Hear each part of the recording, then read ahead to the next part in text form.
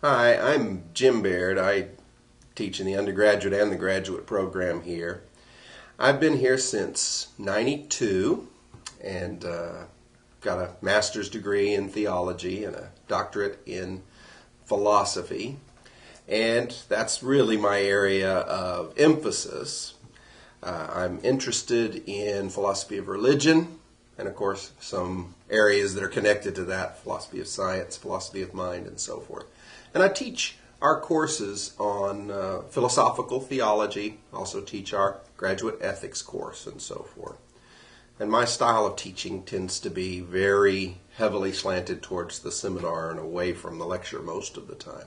I really like to put students in a position where they can interact with good, solid, meaty texts, and that then we can have a good conversation about those. That's my style. I've actually been asked to say a couple of things about what your life is going to be like now that you're a graduate student and how you can kind of keep yourself strong in the faith and progressing as you also go through this intellectual discipline of being a graduate student. And I really think that's an important point. When I was a graduate student in religion, we actually begin to have a name for a phenomena that tends to take place about the second or third semester. What's happening is you're in graduate school of theology because you're a Christian, because you want to be a minister, because you already are a minister, and because you use your faith. You use your faith for yourself. You use your faith to help people and to minister and so forth. It's a living, active part of your life.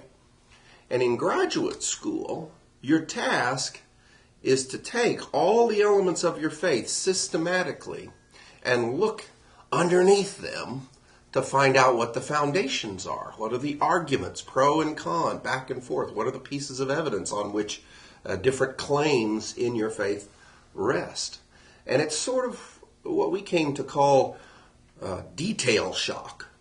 When you realize, there are so many details about the text of the New Testament, so many controversies about the formation of the Old Testament, so many things that maybe never been brought to your attention before, but that you now have to master intellectually about the arguments for and against God, or the arguments for and against this or that or other approach to religion or the text or to ethics or so forth and so on. Detail shock. In fact, we came to say that about your second or third semester in graduate school, you begin to experience the shattering of your categories, where everything that seemed to be so certain begins to feel a little wavy and shaky, and you're just not sure next time you have to get up and preach a sermon exactly what it is you're going to preach.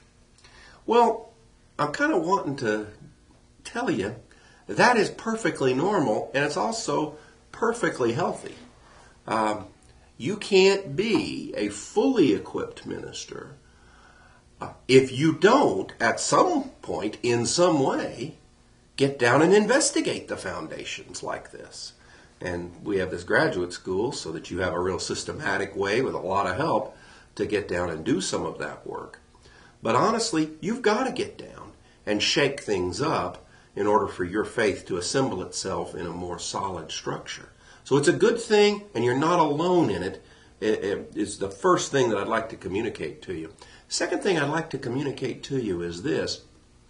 Understand that modern scholarship, in order to function as a community, scholarship is its own community, its own little kingdom, and the rules of that kingdom, the rules of that community, really require kind of an assumption of anti-supernaturalism.